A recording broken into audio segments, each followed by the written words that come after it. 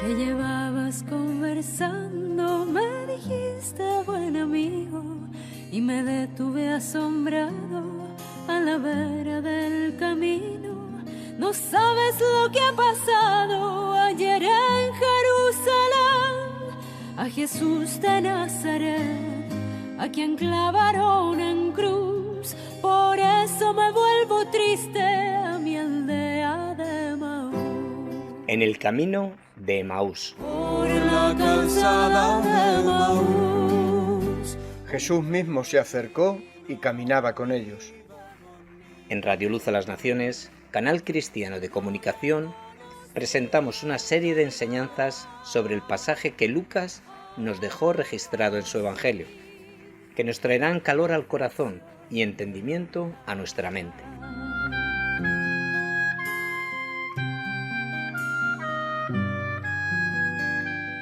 Y se decían el uno al otro: ¿no ardía nuestro corazón en nosotros mientras nos hablaba en el camino y cuando nos abría las Escrituras? Tardíos corazones que ignoráis a los profetas, en la ley ya se anunció que el Mesías padecía. Dios, por medio de su Espíritu Santo, abre su palabra ante nosotros para traernos la revelación de sí mismo.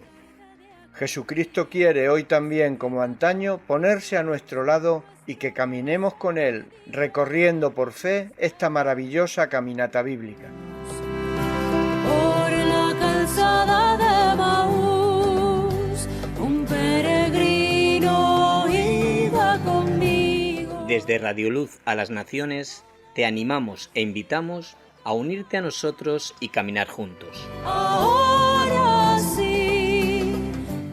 Nos vemos en el camino de Emaús.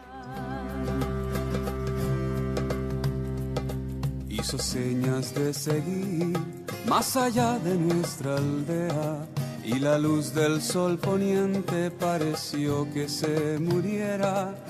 Quédate forastero, ponte a la mesa y bendice, y al destello de tu luz, en la bendición del pan, mis ojos conocen. Señor, te doy gracias por permitirnos un jueves más reunirnos de esta manera.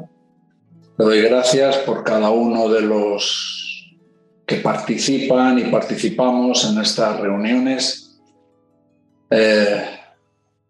Señor, queremos, nuestro propósito, nuestro anhelo, nuestro deseo es conocerte a ti, Señor, saber más de ti.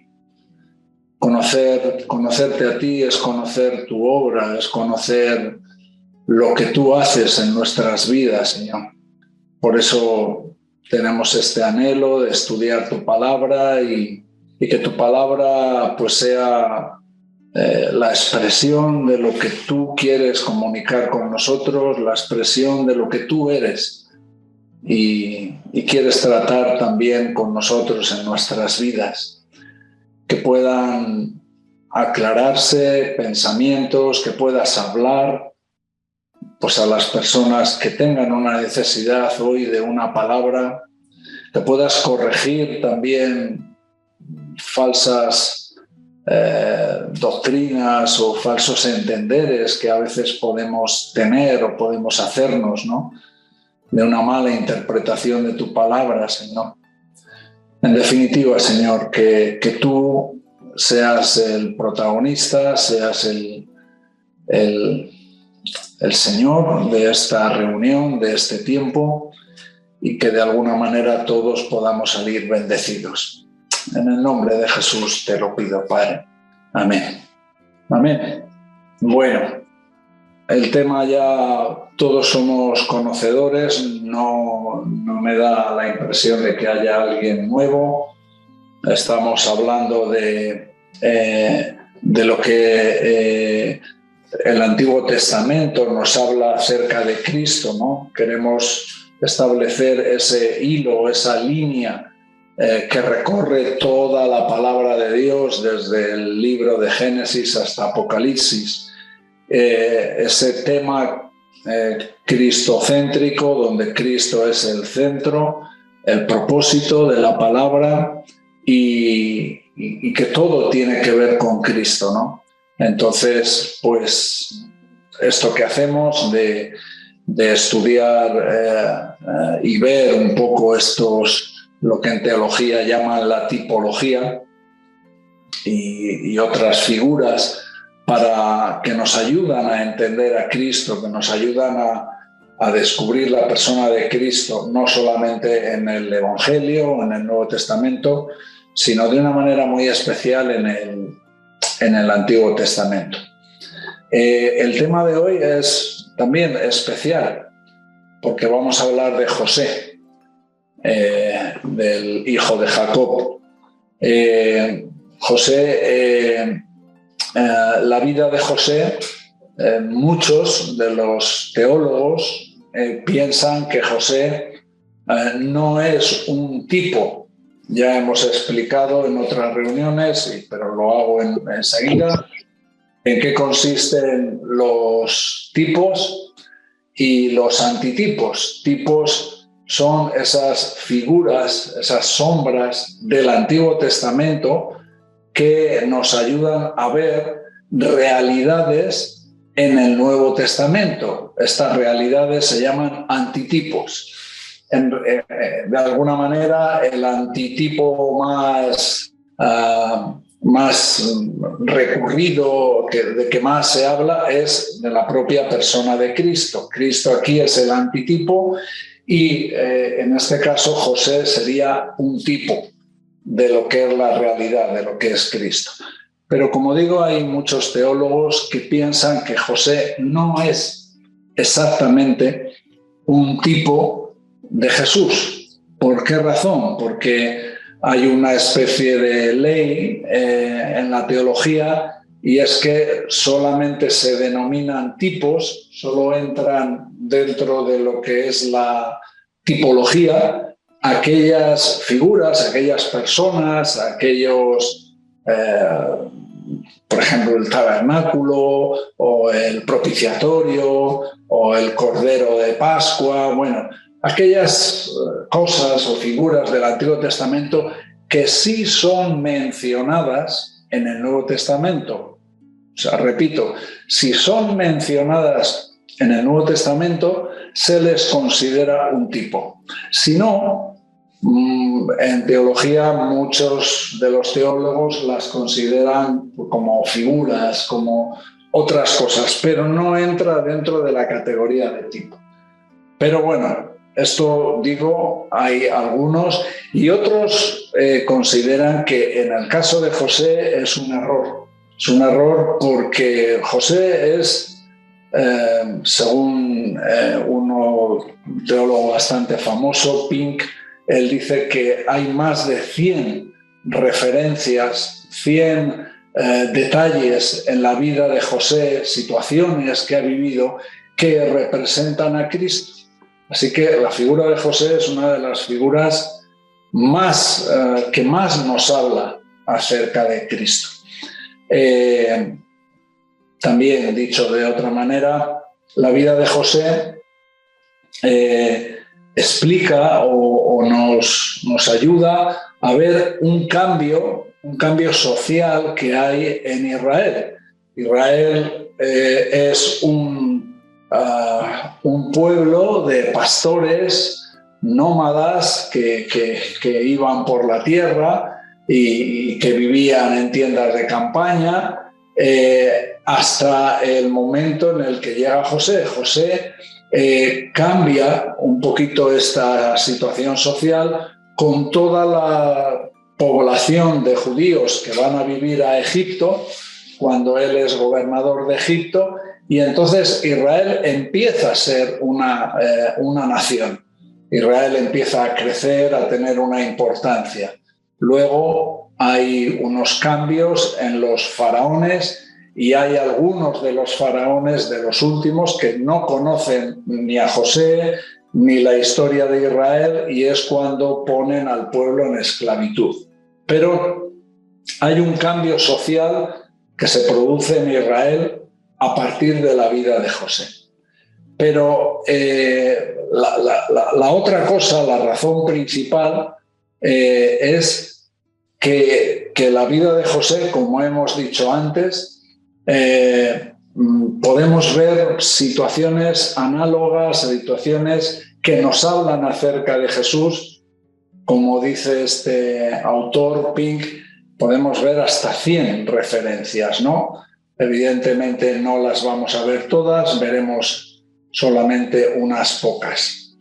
Entonces, entrando en eso, podemos decir, aunque alguno estará en desacuerdo, que José es un tipo, es claramente un tipo, una imagen del Jesús que ha de venir.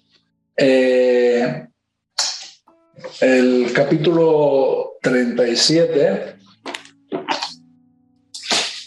de Génesis, capítulo 37, versículo 2, nos cuenta que esta es la historia de la familia de Jacob.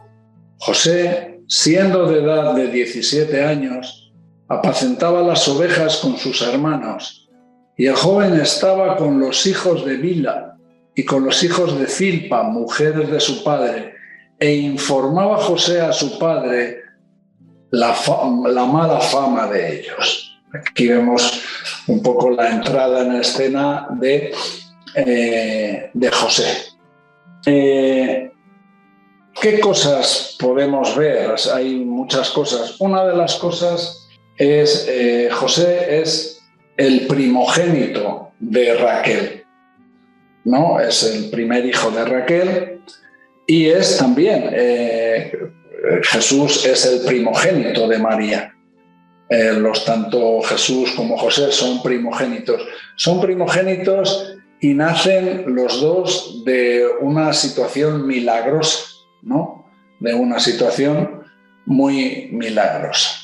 La madre de José, Raquel, ella no podía tener hijos y tenemos en la palabra este grito, este clamor que tenía Raquel en el capítulo 30 de Génesis, donde decía: dame hijos o si no me muero. Y entonces Jacob decía: ¿soy yo acaso Dios que te impide que tú puedas tener fruto? Y un poco más adelante, en el mismo capítulo 30, podemos verlo, capítulo 30 de Génesis, versículo 22. Y se acordó Dios de Raquel y la oyó Dios y le concedió hijos. Y concibió y dio a luz un hijo y dijo: Dios ha quitado mi afrenta. Y llamó su nombre José, diciéndome: añádame Jehová otro hijo. Así que aquí vemos que José es un hijo que nace de forma milagrosa. Lo mismo tenemos cuando la Virgen María, el ángel se le presenta y le dice que el Espíritu Santo vendrá sobre ti y que el poder del Altísimo te cubrirá con su sombra, por lo cual también el santo ser que nacerá será llamado Hijo de Dios. Esto es Lucas capítulo 1, versículo 35. El poder del Altísimo te cubrirá con tu sombra. Entonces aquí vemos tanto la vida de José como la de Jesús, primogénitos que nacen de forma milagrosa. ¿Qué más vemos? Tanto uno como otro, un poquito más adelante, capítulo 37 del Génesis, capítulo 37, del versículo 3, dice: y amaba Israel a José más que a todos sus hijos, porque lo había tenido en su vejez, y le hizo una túnica de diversos colores. Bueno, aquí vemos que la vida de José hay una predilección, un amor especial por su hijo, por José. Y lo mismo pasa con Cristo, ¿no? Cuando en Mateo, en el capítulo 3, versículo 17, el Padre se manifiesta y dice: este es mi Hijo amado, en quien tengo complacencia, ¿no? Dios hace una entrada, el Padre en escena, hablando de la completa complacencia que tiene en ver a Cristo y en el ministerio de su Hijo, ¿no? Así que también aquí vemos una correspondencia, una analogía entre la vida de José y la vida de Jesús. Los dos fueron a Egipto. Tenemos en este capítulo 37, en el versículo 28, cuando ya sus hermanos han metido a José en esa cisterna y al final deciden venderlo a unos madianitas, dice el versículo 28, y cuando pasaban los madianitas mercaderes, sacaron ellos a José de la cisterna y le trajeron arriba y le vendieron a los ismaelitas por 20 piezas de plata y llevaron a José a Egipto. Jesús también, cuando era bien pequeño, en el capítulo 2 de Mateo nos habla de cómo José y María, huyendo de esta persecución de Herodes, se llevan a Jesús a Egipto. Así que por una razón y por otra, los dos tienen que ir a Egipto, ¿no? Otra analogía, otra cosa en la que vemos esta relación entre José y Jesús. Los dos empezaron su ministerio terrenal con 30 años. Hay cosas que dices, bueno, esto no tiene mucha importancia o puede tenerla más importancia, pero aquí en el capítulo 41 del Génesis, capítulo 41, versículo 46, nos dice: era José de edad de 30 años cuando fue presentado delante de Faraón, rey de Egipto, y salió José de delante de Faraón y recorrió toda la tierra de Egipto. Aquí vemos que vamos a decir, puesta en escena, su situación estelar de José, poniéndose delante del Faraón, es con la edad de 30 años. Y en Lucas, en el capítulo 3, versículo 23, nos dice que Jesús, al comenzar su ministerio, era como de 30 años. Así que, pues, tanto uno como otro eran personas que empezaron su ministerio con 30 años. Otra analogía, volvemos al capítulo 37 del Génesis, versículo 8. Le respondieron sus hermanos: ¿reinarás tú sobre nosotros o señorearás sobre nosotros? Y le aborrecieron aún más a causa de sus sueños y sus palabras. Aquí vemos cuál era la relación que José tenía con sus hermanos. Y bueno, pues era una relación en la que los hermanos, lejos de tener ningún aprecio, aborrecían a José, ¿no? Le aborrecían. Y en parte de ello, pues ya hemos visto que era ese amor que el padre manifestaba. Jacob tenía una cierta predilección por José y viendo sus hermanos que su padre le amaba más que a todo, pues esto producía un aborrecimiento. A eso le añadimos también el hecho de esos sueños que tenía, donde veía que todos sus hermanos eran como espigas y sus padres que se postraban, que se doblaban delante de él, o otro tipo de sueños que tenía, ¿no? Donde de alguna manera él veía que tenía, él estaba de alguna manera profetizando sobre los acontecimientos que iban a pasar en el futuro. Pero lejos sus hermanos de ver esto como una profecía, como una palabra para tener en cuenta, producían ellos un mayor aborrecimiento. que tenemos por otro lado en el Nuevo Testamento. Tenemos en el capítulo 19 de Lucas, no solamente que sus conciudadanos, Jesús dijo que sus conciudadanos le aborrecían, y no solamente le aborrecían, sino que expresaban: no queremos que éste reine sobre nosotros, ¿no? Y Jesús también decía que sin causa le aborrecían. Pero vemos esto que dice Lucas 19: no queremos que éste reine sobre nosotros. Lucas 19, 14. Y vemos lo que está diciendo aquí los hermanos. Le respondiendo sus hermanos, los hermanos de José: ¿reinarás tú sobre nosotros? O sea, hay un desprecio a que Cristo sea el rey sobre ellos, y en este caso que José pudiera tener un papel que luego le tuvo y que Cristo le tuvo, a pesar de los reproches, por un lado de los hermanos de José y por otro lado de los conciudadanos de Jesús. Así que esto lo podemos ver también. José se acerca a sus hermanos y ve que sus hermanos están conspirando, ¿no?, en contra de él, y él está con ese abrigo de muchos colores que le había preparado su padre, y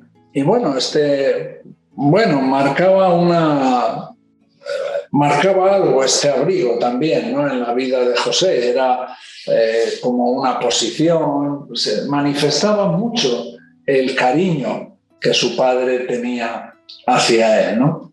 ¿Qué más? Vemos pues esto mismo, ¿no?, cómo los hermanos de José, y vemos cómo los hermanos de Jesús, los conciudadanos de Jesús, conspiran en contra de ellos. Volvemos al capítulo 37, en el versículo 18.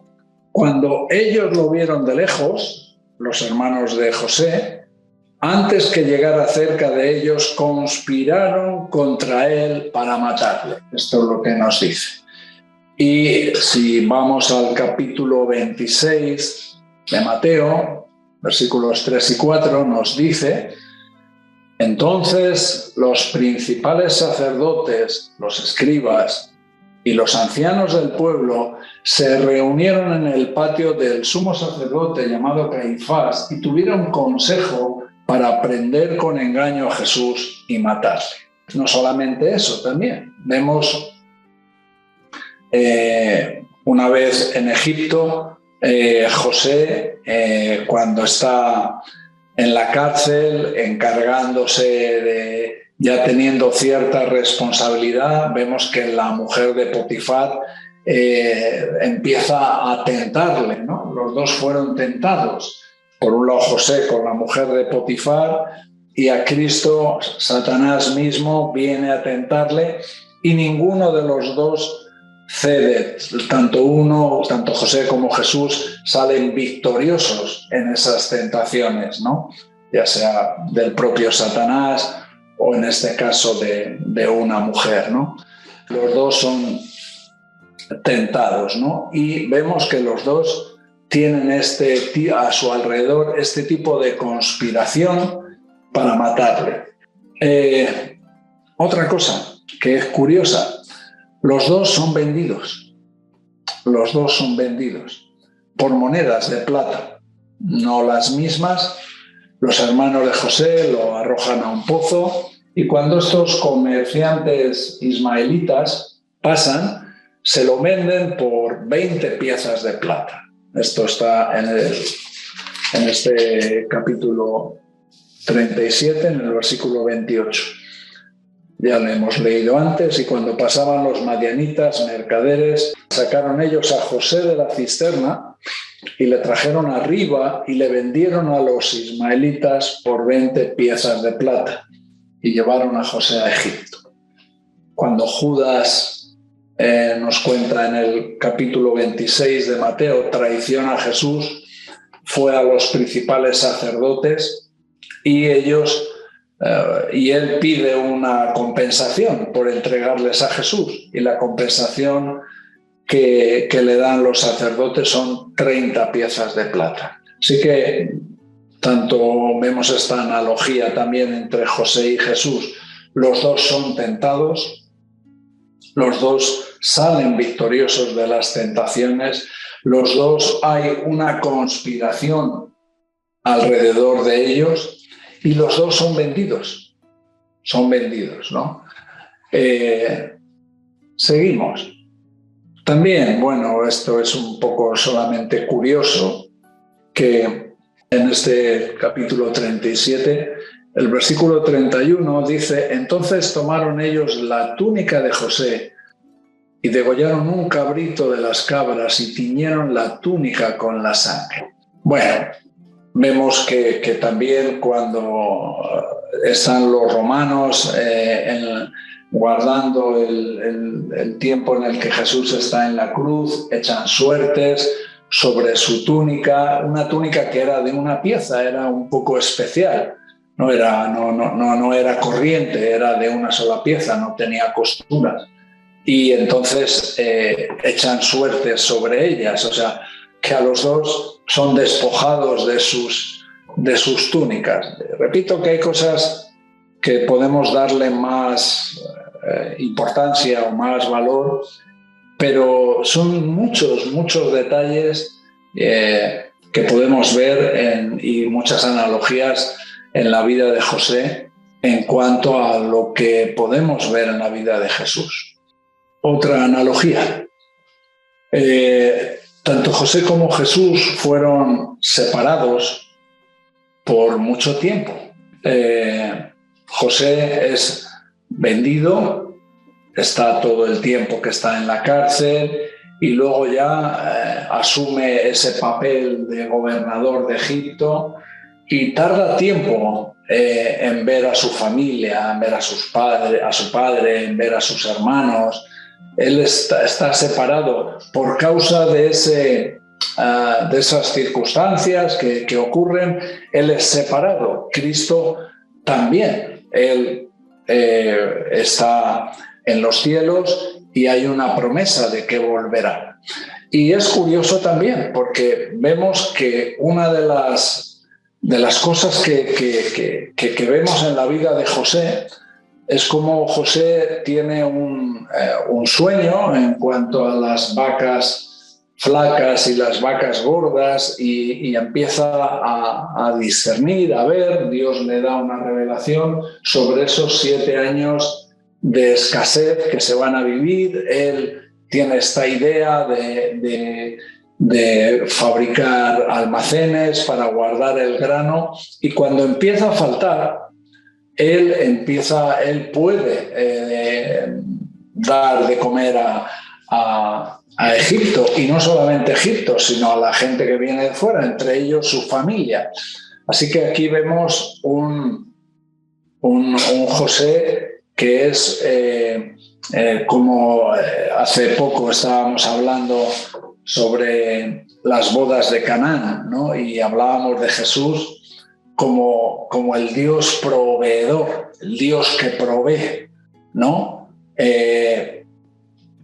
José proveyó de pan a todo Egipto y a todas las naciones que venían, porque solo en Egipto eran el único sitio donde se habían preparado, donde José estaba, ¿no? Y era una idea de él. Él era el proveedor. Él tenía pan para poder dar. Y eso es un tipo claramente de quién es el pan de vida, ¿no? Y que si comemos de ese pan estaremos saciados, no tendremos hambre, ¿no? Así que en eso podemos ver ese José proveedor que provee para las necesidades como un tipo del Dios proveedor, Jehová Jireh, que nos habla el Nuevo Testamento de él.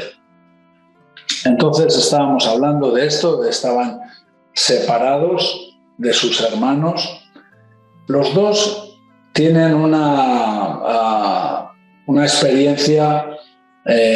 José es puesto en la cárcel prácticamente con una sentencia de muerte. José estaba en la cárcel y, curiosamente, con dos personas. Estaban ahí el panadero y el copero del rey, y uno honesto y el otro deshonesto, ¿no? Una figura muy representativa de lo que iba a tener Cristo cuando estaba en la cruz, ¿no? En ese sitio de muerte, ¿no? Donde había un ladrón a un lado y otro a otro, pero uno con cierta honestidad, clamando, queriendo, pidiendo misericordia a Cristo, y el otro burlándose. Bueno, así que vemos ahí también una similitud también en este momento de oscuridad, de tinieblas. Así que vemos a José despojado de sus vestidos, echado en este sitio. También la cisterna es un sitio de oscuridad, un sitio de muerte, del que él sale, y la cárcel también representa eso, un sitio pues de muerte, aunque luego vemos que José empieza a tener otro papel en la cárcel, ¿no? Pero vemos tanto en la cisterna como un sitio oscuro, un sitio de donde José sale, porque Dios tenía sus planes con él, y vemos a Jesús también, cómo sale del sepulcro, ¿no? Cómo hay un cambio de las tinieblas a la luz, de las tinieblas a la vida, ¿no? Y José, que estaba destinado a, pues prácticamente a morir, al final acabó siendo el gobernador de Egipto. Cristo, que bueno, todos querían matarle, todos querían acabar con él, había un propósito para su vida, ¿no? Que él es el Rey de Reyes y Señor de Señores. David dijo: porque no dejarás mi alma en el Seol, ni permitirás que tu santo vea corrupción. Este es el Salmo 16. Así que tanto José como Jesús bajaron a las tinieblas y salieron como de entre los muertos. Esta analogía también podemos ver. Por último, aunque podemos ver también otras cosas de menor importancia, hablábamos de estos dos personas que estaban con José en la cárcel, el panadero y el copero, y hablamos de los ladrones que estaban con Cristo en la cruz. Tanto en una situación como en otra, uno murió y el otro vivió. Vivió, me estoy hablando espiritualmente, ¿no? Tuvo una vida espiritual, ¿no? Hablando de los ladrones que estaban con Cristo en la cruz. En los dos hay esta analogía también, ¿no? Hasta en estos detalles se ve una similitud de la vida de José a la vida de Jesús. También vemos los nombres. José tenía dos nombres, Jesús tenía dos nombres. José no solamente era José, el nombre que le puso su padre, sino que también en Egipto le pusieron un nombre por quién era, ¿no? Y Jesús tenemos que nos habla de él como Emmanuel, Dios con nosotros, y también nos habla de Jesús, el que salvará a su pueblo de sus pecados. Y por último, los dos tuvieron un papel, vamos a decir, una de las analogías más importantes que podemos ver de José hacia Jesús, o en José y en Jesús, es el papel salvífico, el papel salvador de agentes de salvación, de personas con un ministerio de salvación. Ya hemos explicado antes, un poquito por encima, cómo fue la trayectoria de José, que estuvo en una prisión. En la prisión se convirtió en salvador del copero, del rey, pero también se convirtió en juez del panadero, ¿no? Lo mismo que pasa con los dos ladrones que están en la cruz. El copero fue puesto en libertad y el copero menciona el nombre de José al faraón por este sueño que le estaba atormentando, ¿no? Pues José llegó, interpretó el sueño, estos 7 años de gran abundancia, seguidos de 7 años de hambre, y que este hambre consumirá la tierra. A partir del capítulo 41 de Génesis nos habla de esta exaltación de José. José fue exaltado, fue nombrado, o sea, no había nadie más importante en Egipto, nada más que José, y por encima de José ya solamente estaba el faraón. Faraón que estaba impresionado, hasta el punto que dijo, ¿quién es un hombre como este en que el Espíritu de Dios está sobre él? ¿Quién como este hombre? ¿Qué más pasó? Bueno, cuando empezó este hambre en toda la tierra de Egipto, el pueblo empezó a clamar, empezó a pedir al faraón respuestas. El pueblo empezó a pedir pan, ¿no? Y el faraón, ¿qué dijo? Ir a José.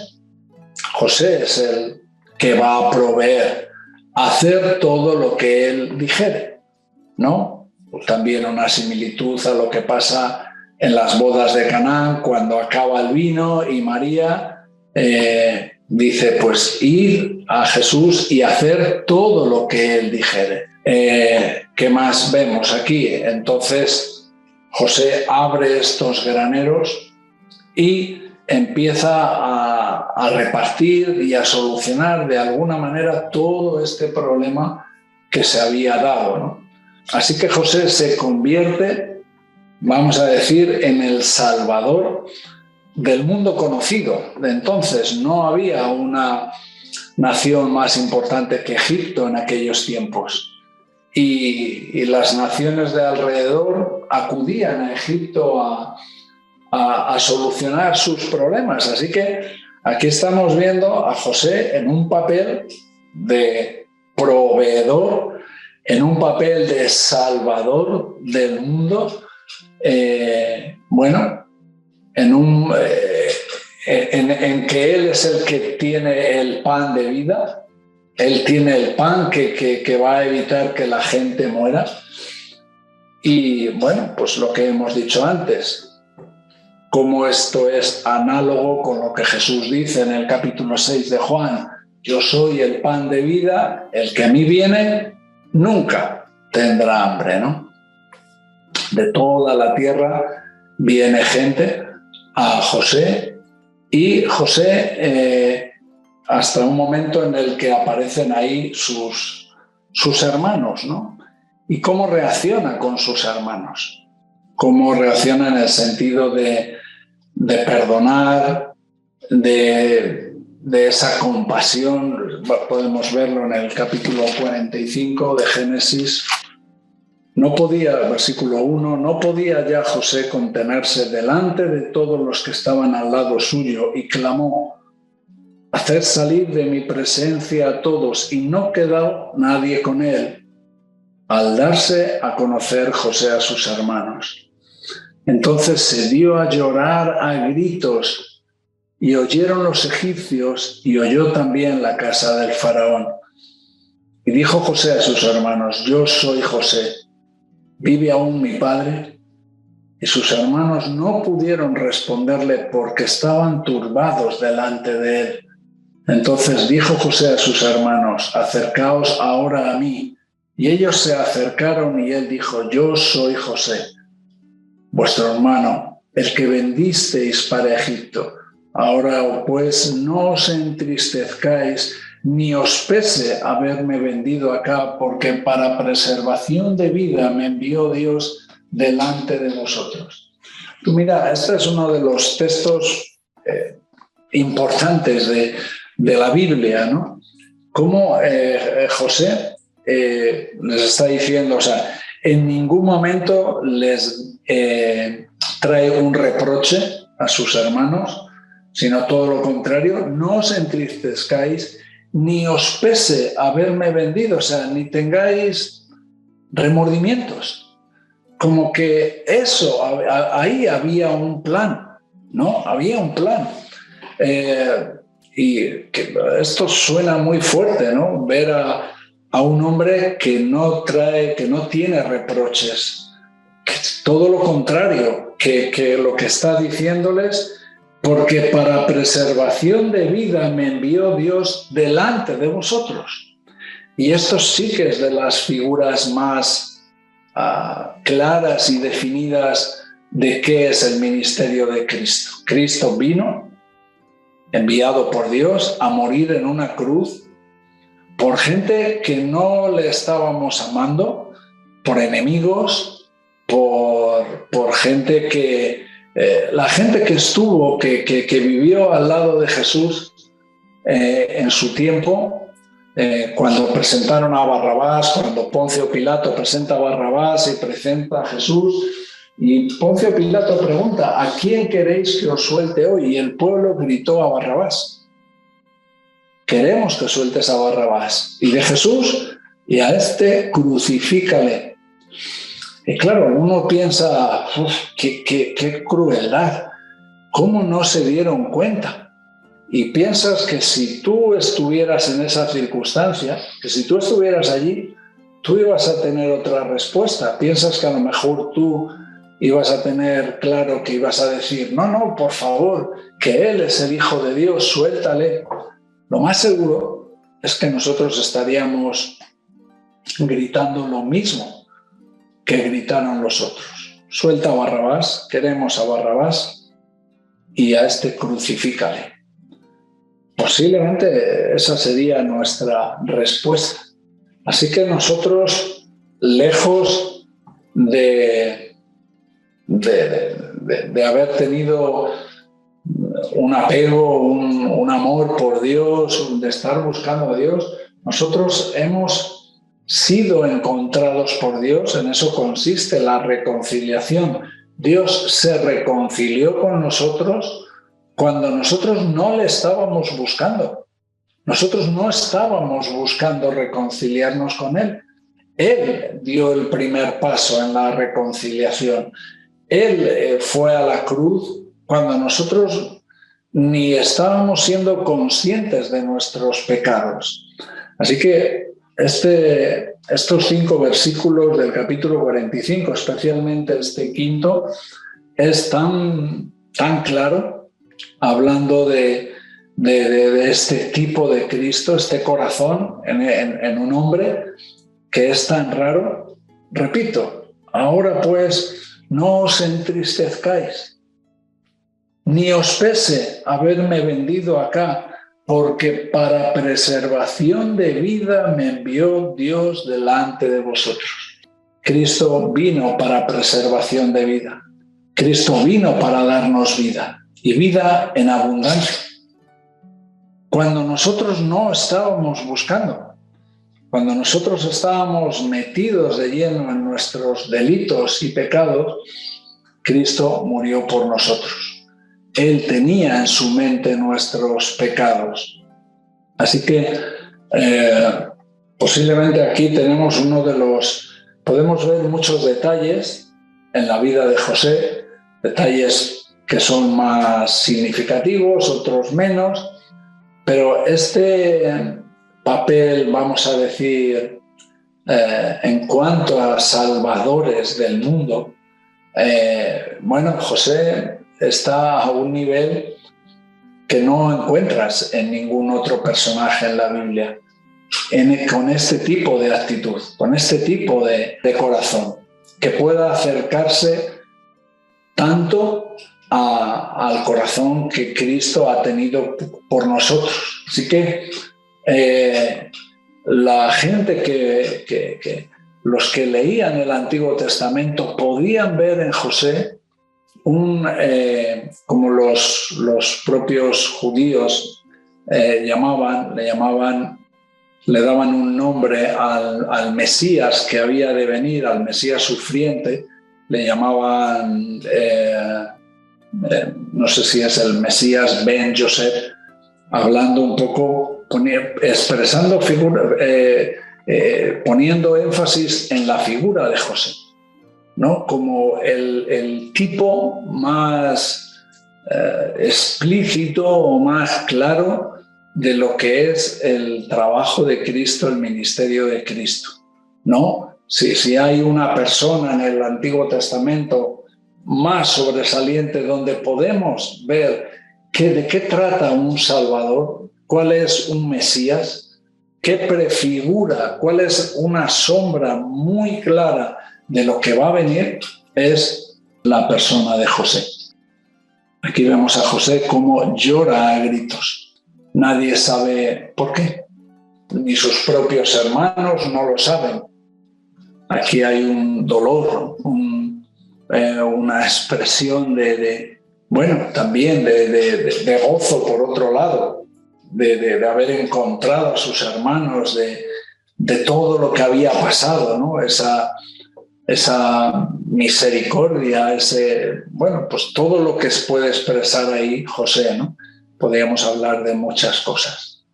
Zacarías, capítulo 13, y ya estamos acabando, capítulo 13, versículo 6, y le preguntarán, ¿qué heridas son estas en tus manos? Y él responderá, con ellas fui herido en casa de mis amigos. Jesús se va a dar a conocer, se va a manifestar a sus hermanos, a sus amigos. En el versículo 1 de este capítulo 13, en aquel tiempo habrá un manantial abierto para la casa de David y para los habitantes de Jerusalén, para la purificación del pecado y la inmundicia. Si podemos entrar también en algunos aspectos un poquito proféticos, por ejemplo, cuando dice Romanos, porque no quiero, hermanos, que ignoréis este misterio para que no seáis arrogantes en cuanto a vosotros mismos, que ha acontecido a Israel endurecimiento en parte hasta que haya entrado la plenitud de los gentiles y luego todo Israel será salvo, como está escrito, vendrá de Sión el libertador que apartará de Jacob la impiedad. Bueno, todo esto también podríamos añadirlo a toda esta historia que hemos estado hablando de José, de los hermanos, de todo lo que nos están mostrando aquí la palabra, ¿no? Así que, bueno, hemos visto, pues eso, primogénitos, los dos fueron a Egipto, tentados, los dos mueren o están en una situación de muerte con dos criminales, que uno muere, el otro vive. Sus nacimientos fueron milagrosos, los dos fueron objetos de un amor especial por parte de su padre. Empezaron su ministerio con 30 años, ambos fueron odiados por sus hermanos conspiraron contra ellos, fueron vendidos, los dos tuvieron esas túnicas en ese momento sangriento, ¿no? También fueron separados de sus hermanos por mucho tiempo. Los dos bajaron a esas tinieblas y donde salieron con vida, y los dos se convierten, especialmente Cristo, José como una figura, en salvadores del mundo, ¿no? Aunque en la situación de José ya hemos explicado que es algo como muy, muy claro, muy evidente, que tiene mucho significado. Así que, bueno, una vez más, aquí en este personaje de José podemos ver y podemos reconocer tantas figuras, tantas sombras, tantos tipos de lo que Cristo es para nosotros. Así que cuando leamos la historia de José, ahí podemos también ir subrayando, ir viendo, ¿no? Ir viendo a Cristo constantemente, ¿no? Desde el principio hasta el final de sus días. El próximo día hablaremos sobre cuando Jacob profetiza sobre sus hijos.